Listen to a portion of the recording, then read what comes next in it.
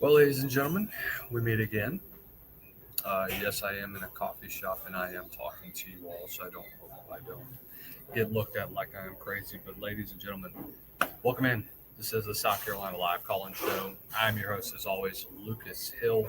Thank you so much for calling in and come spending some time with us, man. Always a pleasure to come talk some ball with y'all, man. Y'all are the best fans out around South Carolina, man. We got a lot. And trust me, we got a lot to break down. So if you want to call in, 843-350-2534, 843-350-2534 is the call-in number. Or if you would like to get involved via StreamYard, I am posting the StreamYard right now to all of our platforms. It is in the comments section right now. So, lot to break down, a lot that we got to get into. So everybody do us a favor. If you are watching us on YouTube, hit the like, share, and subscribe button. Turn on the bell notification so that you are notified every time we go live here on South Carolina Live at the Voice of College Football. If you are watching us on Twitter, always, we love our Twitter family. Y'all hit the follow button. Y'all hit the like. Y'all go ahead, share it to all your friend groups. Tell 5 Gamecock friends around you that we are live right now on South Carolina Live at the Voice of College Football. And as always, guys, every single live show is brought to you by our good friends over at Underdog Fantasy. Going over to underdogfantasy.com and use that promo code VOCFBSC like it says in the ticker down below. And when you play your first $5 lineup, you will get $50 instantly in free bets. That's Voice of VOCFBSC. And when you place that first $5 lineup, you will get $50 instantly in free bets. Must be 21 or older, not available in all states. Gambling problem? Call 1-800-GAMBLER. That is 1-800-GAMBLER. Let me go take a quick break. Let me move outside. You're listening in. Let's get on with it, man. We're going to have a great show today. This is South Carolina Live here at the Voice of College Football. College football is even more exciting when you've got some action on the line, and the games are even better when you're cashing in. And the Voice of College Football is the place to be to get the greatest value. Start with my picks. 75% against the money line, 58% against the spread, and I've got a 40-plus year track record. 11-0 in the college football playoff for me last year against the money line, 8-3 against the spread. And I'm just the warm-up act. Steve Merrill of Wager Talk is our ace in the hole, show stopper. 7 years with the Voice of College Football, over 30 years in the industry. Steve gives us analysis on all the big games, but you can't miss Steve's weekly under-the-radar pick. 28-12 against the spread the last 3 years. You also get picks from some of our top analysts here at the Voice of College Football, including Corey Bratta, Matt Zemek, and Steve Dace. Check out those numbers. Become a YouTube or Patreon member for just $99 per month. Go to the main channel on YouTube, click join, and then select the betting tier. Do the same thing on Patreon. Make 2025 a winner now. Todd Gwynn in the comments says, hello, Mark. Well, I mean, this ain't Mark here, but hopefully you're good with me leading the shows, brother. But always a pleasure to welcome in our YouTube family. We need to grow the YouTube family, so y'all do me a favor. Hit the like, share, and subscribe button if you are watching us on YouTube. Like I said, call-in number 843-350-2534, 843-350-2534. Okay, so if you have not heard recently, when we talked on Tuesday, we discussed the biggest issues that we saw from this past weekend. And the number one thing, and I think a lot of people are well aware of what's about to happen very soon. Number one, this team may end up being gutted at the end of the year when it comes to where you are overall as a program. And it sucks. You know, I think offensively, you showed signs of life. I think you were taking shots down the field, but guys, you didn't really show a lot when it came to the ground game. And we're going to talk about that a good bit today. We're going to break down the film from this past Saturday. We have a lot to discuss when it comes to this, guys. This is a very, very frustrating game, as many of you know. And we're going to address the issues that needed to be addressed for this week. And hopefully you did something to share that or to fix that. So let's go ahead. Let's break it all down, guys, because this is very important. Knowing where the future of this team is going to rely on. So we start off the game. First play of the game. You get everybody out in front. You throw a screen out to Sewell.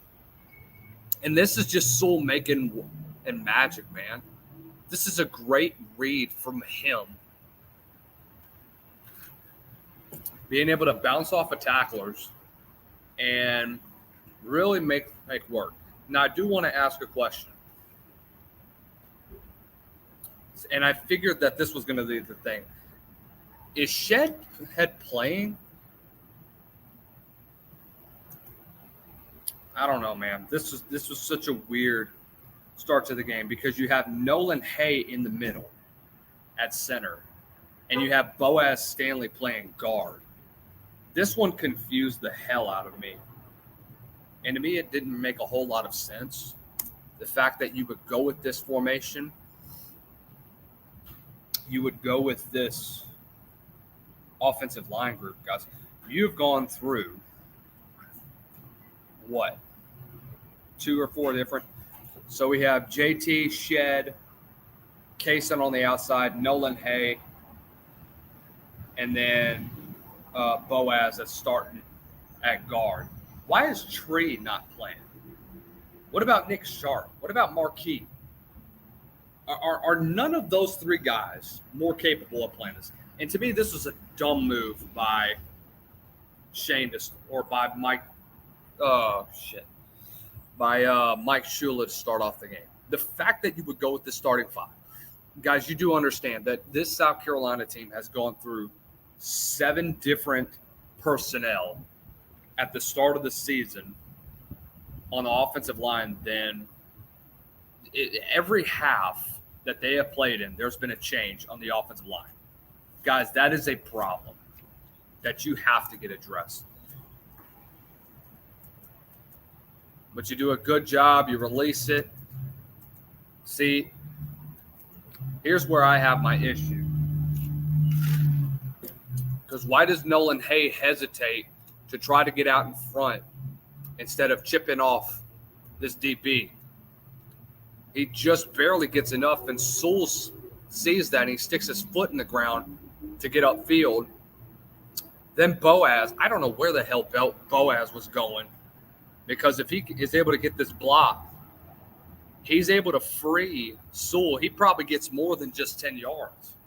This is probably a 15 or 20-yard gain for him, but it only ends up being 10.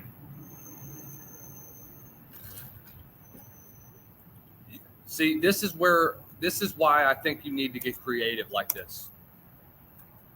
I think you need a bit more motion because you're just freaking robots at this point. You know, you're not really getting out in front.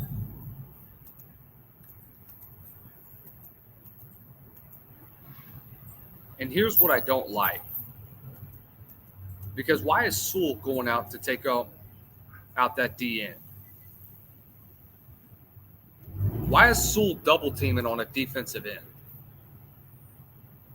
That's, in my opinion, that's got to be a miscommunication. I know you're trying to get a misdirection, but this is sniffed out pretty good. In my opinion, I think you gave up on the play. Whoop. It looks like it. You try to climb up, you overrun on this backer instead of maintaining your block. Dre should have kept it outside. He would have had a couple yards. He really could have, man. That was a really, really bad decision, in my opinion. But it's little things like this, guys. Not finishing blocks. These are little things that are going to get you beat on Saturday, guys. And in the hindsight, it's going to allow for Kentucky to stay in the ball game, which you do not want to have happen. See, this is just bad play calling. There's very little motion in here. You put Nick in motion. This is a perfect opportunity. See, this is not very well designed, in my opinion. Because we whiff on a block, and he's in the backfield.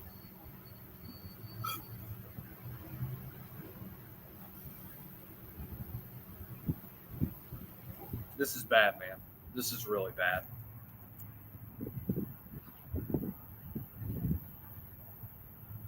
And Lenoris has to see this, because pursuit angles are going to matter at the end of the day.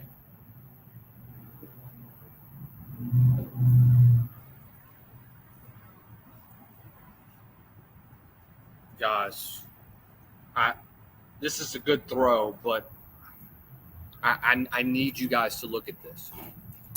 Why do you think Lenoris is hesitating so much? You see the spy in the middle. Guys, we're faster than that.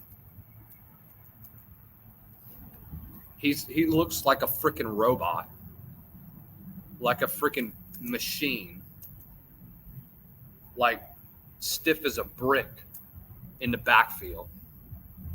He doesn't look confident. Bam, we try to take a shot down the field, but it's underthrown. If he hits it in stride, that's a first down and more.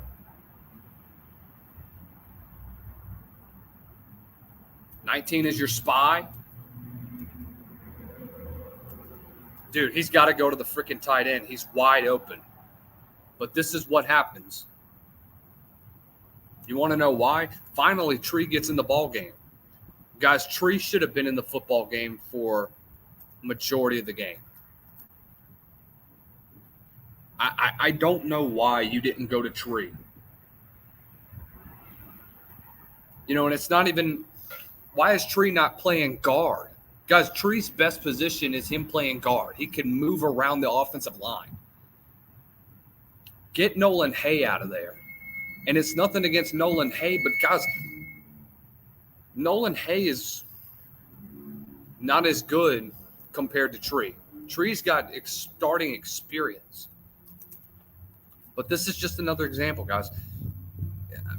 Lenoris has to freaking know that, hey, I've got this tight end in the backfield. Let me step up. Because this is what NFL quarterbacks do. They recognize it. They step up. He overrushed him. All right, I'm going to step up, and either I'm going to take off right up that middle, or I'm going to check it down to my tight end and get yards.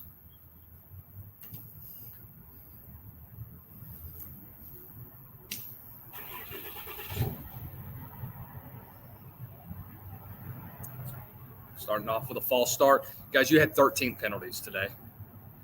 And that's what's going to get you beat. That's what gets you beat. Every time you took 2 steps forward, you took a step forward, you took 2 steps back because of pre-snap penalties. You shot your own self in the foot. Run fits were horrible. Run fits were absolutely dog water the last Saturday.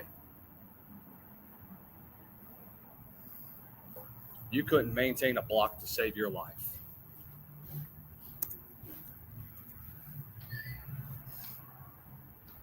Guys, it's simple reach blocks.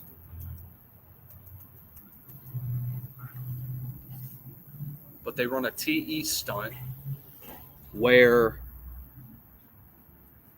this defensive end, number 9 was all over the field. Like we talked about this last week too. Boom, swim. So what do we need to do there? Well,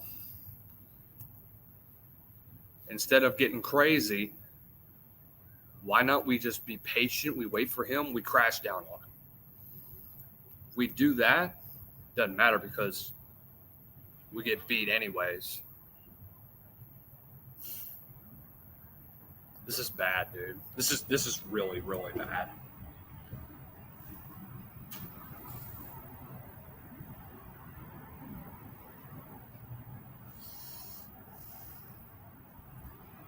This should have been picked, man. That should have been picked.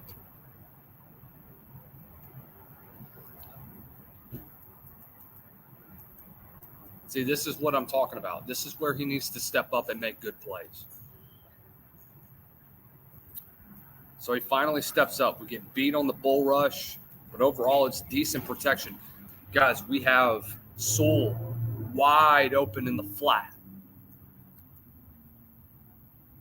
You try to fit it, you get baited, and you're lucky for the push off, because that would have been really, really bad for you. This should have been a pick. This was a really bad read from Norris. That should not have been thrown.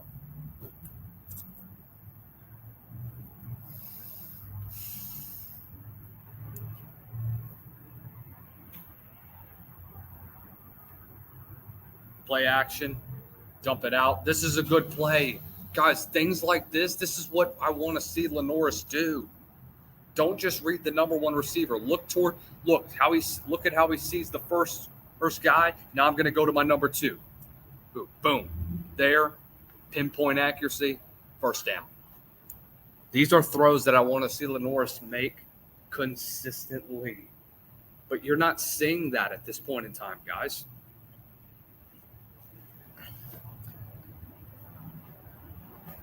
I've been telling you to get your tight end involved, and it seems like you go there, and then when you get to the other side of the 50, we want to run away or get away from our game that has been working so well for you.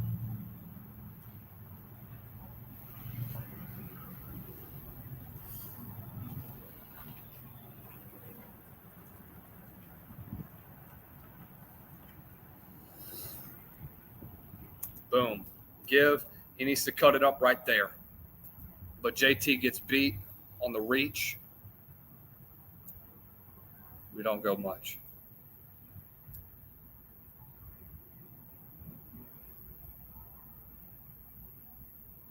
This is when you started to make really good plays.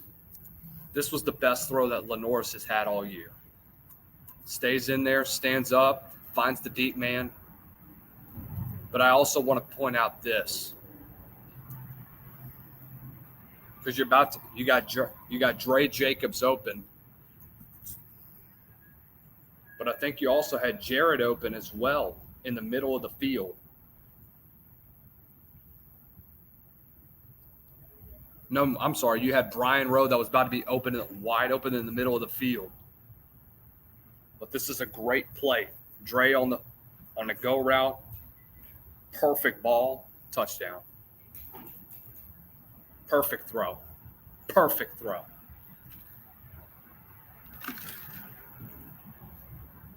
This is the best rep that your O-line got all day. And y'all were late off the ball. So you know what they did? They said, hey, we're going to throw this thing up. Bam. What a throw. So things got a little crazy on this drive.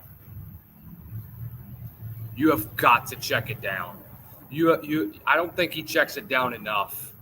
Everybody complains about how Lenoris doesn't check the football down enough. Guys, this was a good example of such. You have to check this down. Guys, Sewell's open again. Look, this safety's not even looking. And you have Rowe, you have Dre, both of which will come free in the middle of the field. I don't know who the hell Lenoris was throwing to, but this should have been picked. You should have had 3 picks if you're Missouri. I'm amazed that you didn't have any.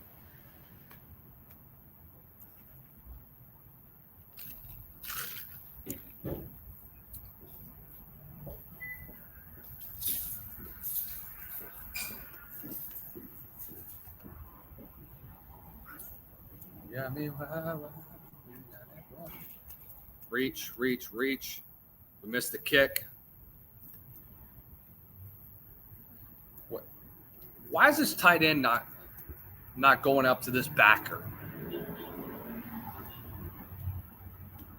It just stands there. Brady Hunt, what the frick are you doing? Why are you just standing there like a frickin' pine knot instead of going up to the second level and go getting a back?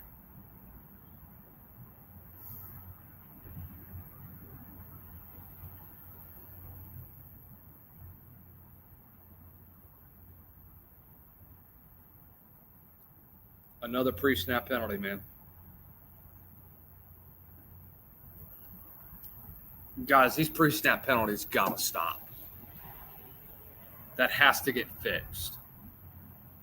See, this is one of those things where Lenoris has to throw this thing away.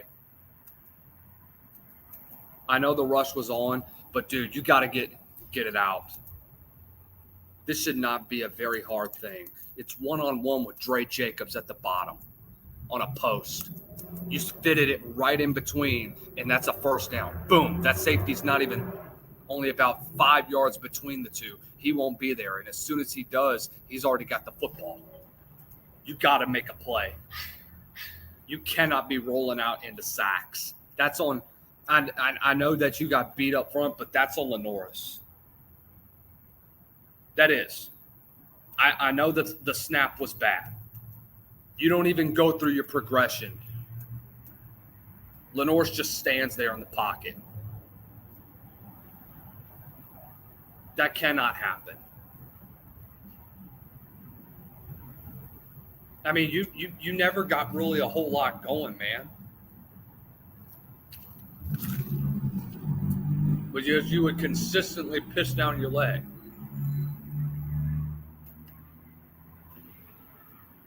But this is South Carolina football at its best. Whether you like for me to say that or not, that's the truth. Play action. Okay, this is – I don't think that Lenoris goes through his progression all the way. I really don't. And part of that is because he doesn't have a lot of time in the pocket because his O-line is really bad. And for that reason, I don't blame him. Crazy as I would like to, I don't blame him. Because number one, you're putting yourself in really bad positions. Offensive line wise is really bad. Like, dude, it's really bad. You know, whether we want to admit that thing or not. So you got to figure something out, man. You are too good of a quarterback, especially with Lenoris, to be making mental errors like this, to be making errors like you did throughout the majority of the game this past week. You can't. That's frustrating. That's really, really frustrating. Let's continue.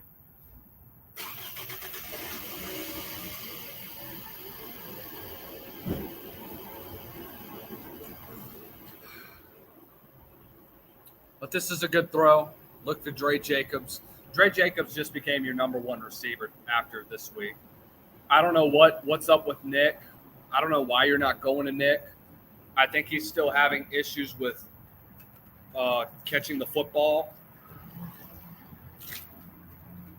which if that's the case, that's got to get fixed. Here's another issue I have. We're not physical. We're not physical.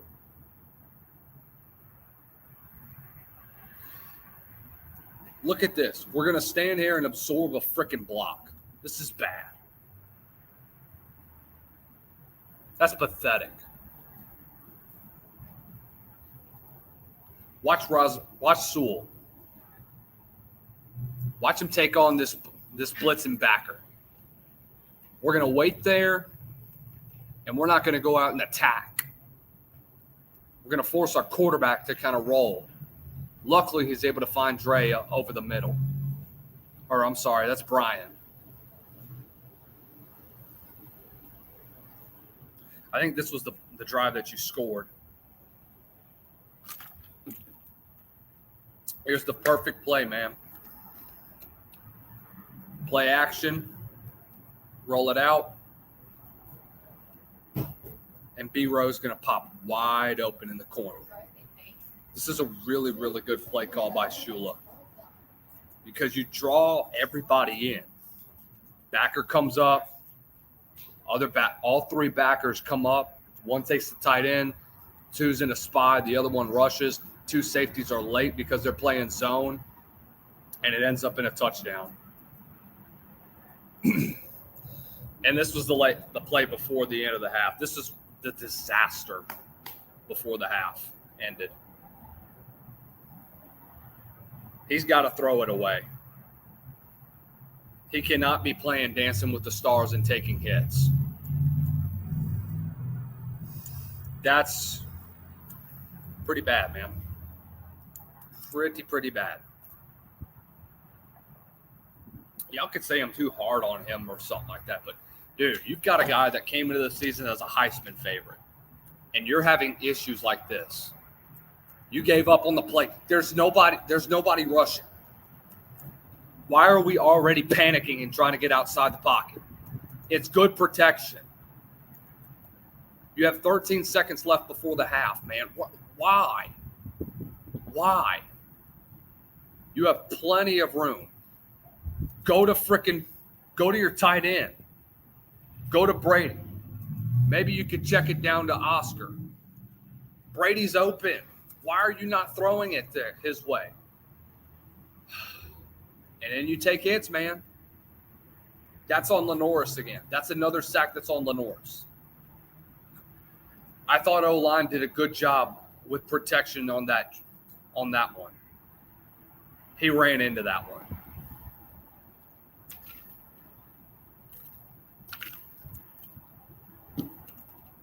But you have momentum going into the second half. Excuse me. Play action. There you go. Thank you. You had play action all freaking day. Run freaking play action. It was working for you Saturday. Oh, my gosh. This is so frustrating.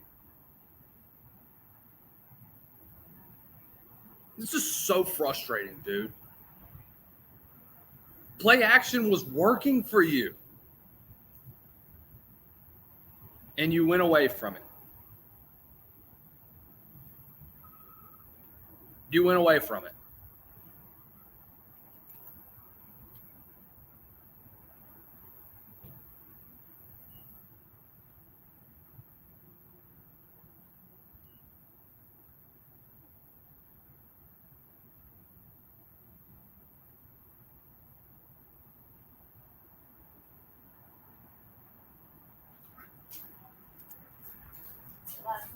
Yeah, your run game was obsolete.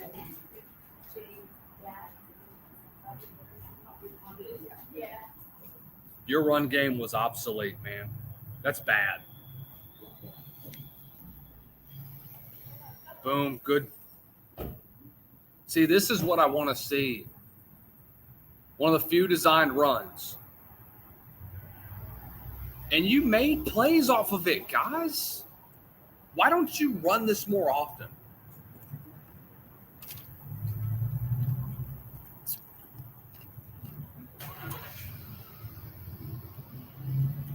Read pretty well. And you got yards off of it, man.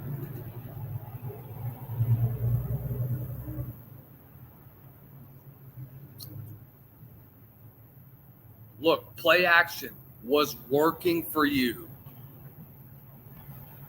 You come down with it. If he puts a little bit more air on it, it's a touchdown. It's a bet, and I'll be honest with you, it wasn't a great throw.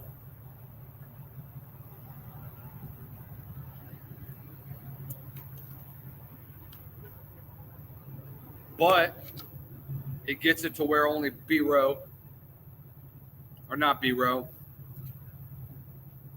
where Dre's the only one that gets it.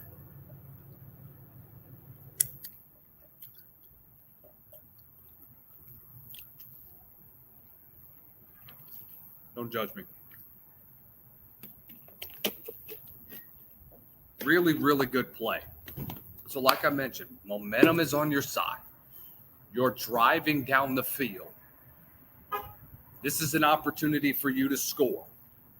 And what do you do the first play on 1st and goal? You run play action all day to throw, and you get sacked all the way back to the 17. That's ridiculous. That's ridiculous, guys.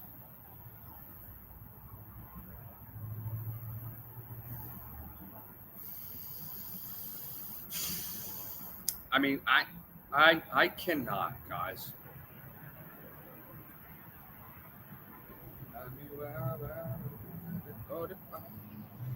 Boom. You run play action. Go to the back of the end zone. No, Brady's wide, about to be popping open in the corner. And you looking towards the middle of the field. Even then, he's open. But if that's not the case, throw it away. Okay, remember if you guys watched on Tuesday, remember when I said that I thought this offensive line was responsible for 3 sacks? Well, I should have chosen my words. That's not correct. Because offensive line is not as good as they were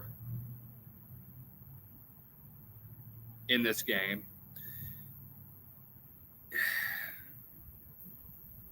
They were not good, man.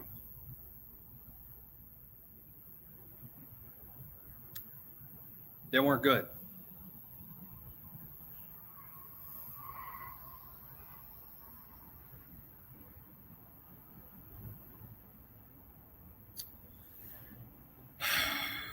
But the decision-making on Lenoris's part is the reason why you got into a position to where you were.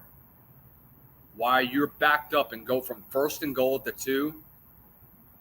By the way, this is a perfect time to run on counter.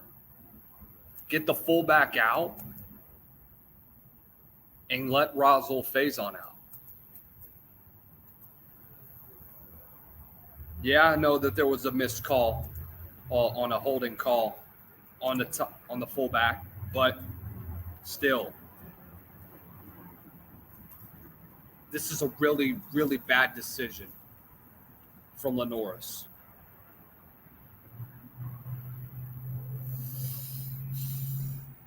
These types of mistakes, you have a whiff. Now, I understand. This is a whiff block from Sewell, and we had a lot of them, man. That's a lot. You got to throw it away. And he wants to just pitch to throw the football and spike it. But, dude, that's on you. That's on you. Nobody else can you blame but yourself.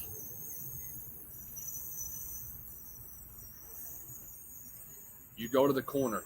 Again, you're not going anywhere else. Run the freaking football. Put yourself in a better position. You have enough room to maybe get back to the 10-yard line. You're faster than that linebacker. And if you turn around, Sewell can get a little bit of a chip, and you've gotten yourself back inside the 10. But no. And then you have a false start that backs you up. Or no, you have a holding that backed you up. So now it's 2nd and 25. This is another backbreaker.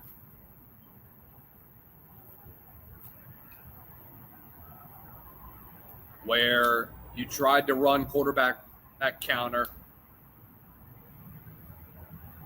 Look, Sewell, this is 3 blocks that Sewell has whiffed on. Rasul Faison is not physical when it comes to run blocking. He's not good when it comes to blitz pickups. And this is what's so frustrating to me, guys, is that I would be fine if you were physical. You're not. You're not. You're not. So if anybody's wondering why I'm so upset at Sewell and why I'm upset at this point, guys, it's because of things like this. That I have to look at this and I have to come on here and I got to get really upset. I got to get really frustrated because I see things like this on film. And I'm hoping that this is not a regular thing. I pray to God that Saturday you are much more physical. Because if not, I'm going to call your ass out in freaking film.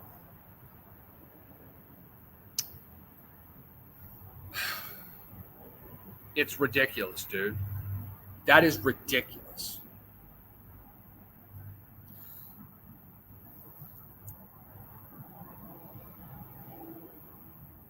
Nick manages to get a good bit of it back.